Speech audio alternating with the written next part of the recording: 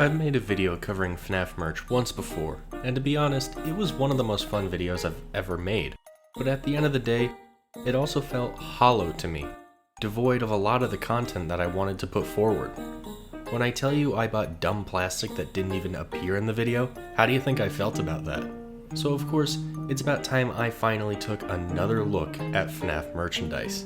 The goal of this video isn't going to be ridiculing the merch as much as last time, but instead talking about merch that I think is actually good quality. So, let's get it out of the way.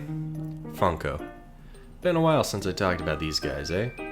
Last time I talked about them, I covered their plush line, keychain line, and 2 of their vinyl figure lines. By the way, I managed to cop this Foxy Pop secondhand at a used toys and record store near me.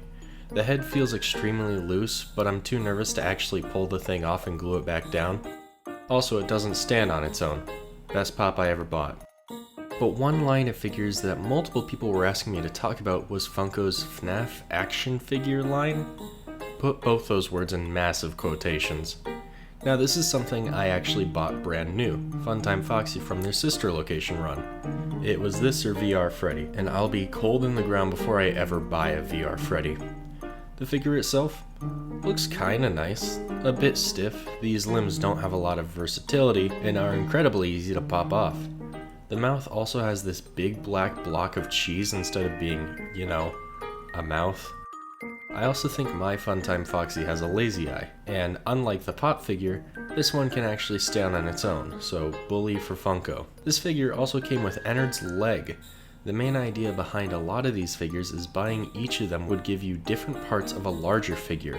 With the FNaF 1 cast, buying each figure would give you a different piece of Springtrap. With the sister location line it was Ennard, and with the Nightmares it was Nightmarion, which if you ask me, is a missed opportunity. I'd probably give a shit about these things if I could get a Nightmare Fredbear. Regardless, these are not the worst, and I think they do actually have some value when they get the designs right, and when they aren't cheaply produced and overpriced. So essentially, they're never good. But one company that's dove into FNaF with open arms kind of unexpectedly was U2's. I'm sure I don't need to introduce you to U2's, but they're essentially a content creator driven online store. So it makes sense that they've taken so heavily to FNaF, a heavily content creator driven series. With their first run of figures, the Wave 1s, they were acceptable, if a bit plain. I don't own any of these Wave 1s, but I do own one of their Wave 2s, which was their security breach wave. This here is my Roxy, and let me tell you, having this clear plate at the bottom for stability is the smartest move these guys have over Funko. The figure itself is really high quality and full of energy. This is something I like about the entire security breach line that Funko's pops just never have, especially with Roxy here. And this continues with their next wave, the Fanverse wave, which gave us Pop Goes, Candy, and Ignited Freddy from Pop Goes, Candies, and the Joy of Creation respectively. Although I think Ignited Freddy is a bit of a stinker here, this is definitely the best of the Fanverse merch, and so far, the only Joy of Creation merch out there. That's legal, at least. The next figure wave, the most recent wave, gave us the Purple Guy Sprite, Springtrap, Golden Freddy, and Vincent. Joking aside, this is a really good wave, even if 3/4 of it are William Afton. Honestly, I think it's neat that we have some good quality merch of this dumbass sprite from FNaF 2 now, and this Springtrap figure seems based on that kick-ass render from FNaF AR, and that's pretty much where we are now. However, U2's has been constantly teasing and hinting at new and unique figures. Mangle and Shadow Mangle have both been teased, which is a bit strange, but whatever. Withered Animatronics, Funtime Animatronics, Circus Baby, and probably the one I'm most excited for, Burn Trap. After talking that guy up in so many videos, it would just feel right to have him in my possession, you know? I could go deeper with U2's. They've also made plushies, mugs, goddamn slippers for when you want to wear Vanny. Someone at U2's must really like the idea of wearing Vanny because there's at least more than one piece of merch they've made that fits this description. Moving on, there's a certain bit of merch people don't usually bring up when talking strictly merchandise, but I think it fits the bill pretty adequately. Books. These are FNaF's lifeblood now. Get used to it. You of course have the Silver Eyes trilogy and their graphic novel adaptations, and Fazbear Frights with its graphic novel adaptations as well. These are the big ones that everyone knows about. They're the ones that ruin the lore of the games.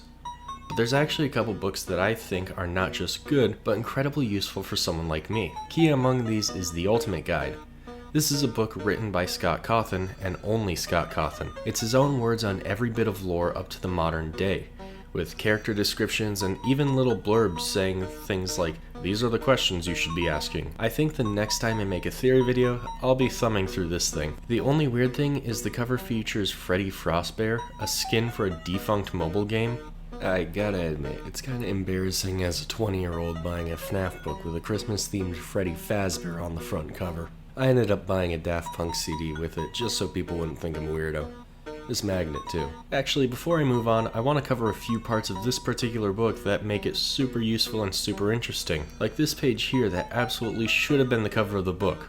Why isn't it? This Springtrap model, correct me if I'm wrong, but this looks like it has to be Scott's own model from FNaF 3. Sure, it looks kinda weird, especially with the way the eyes glow, but I think it's because he's been pulled out of FNaF 3. But still, miles better than Freddy Fazbear.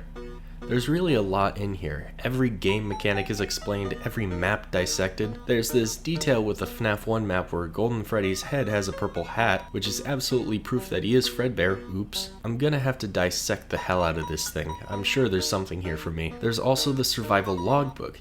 This is one I've cited in a few videos. It's pretty interesting in what it contains, but at the end of the day, I mean, it is an activity book for kids, just one that happens to have some of the most crucial pieces of lore buried inside, like Golden Freddy's name. Why do these books have to be so weird?